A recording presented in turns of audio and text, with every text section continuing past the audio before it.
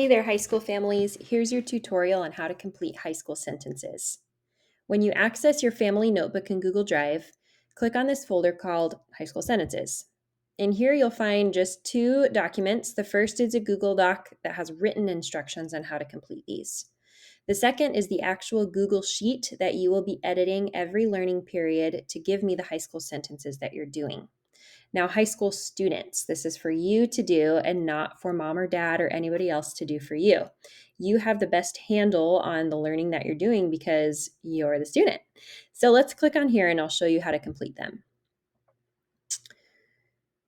You'll see that I have it broken into each learning period. Now it's your job to put the course title next to each of these. You might not be in 8 classes, and that's fine, just leave those blank.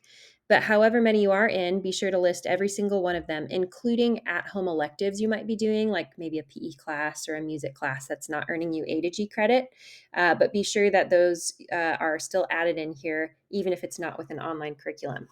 So let's pretend you're in maybe 9th grade. You'd be in an English class, biology class, probably biology, something like that, and so on and so forth. Your high school sentences are a way for you to describe 2 assignments or things that you've done in your class. Now, I am aware of other things that you're doing because of our learning period meetings. We chat about it. You turn in work samples. I'm able to have an observer access to most of your online curriculum. So I do have a pretty good grip on what you're doing. But here is where I do need from you to describe in detail at least 2 assignments that you've done in each class so that I can have an even better handle on what you're doing. Now, the goal is to make these as descriptive as possible. In other words, for English, it should not be, I read a book. Or it should not be, I completed 3 tests.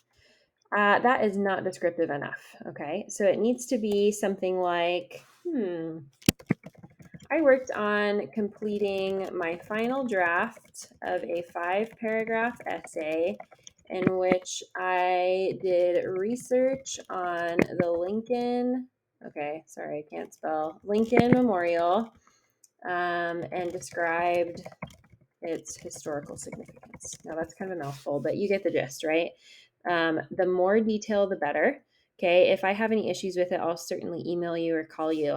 But be sure to be as descriptive as possible. Complete 2 sentences for every course that you're in, and then that's it.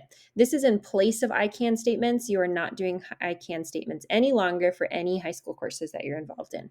I hope this helps.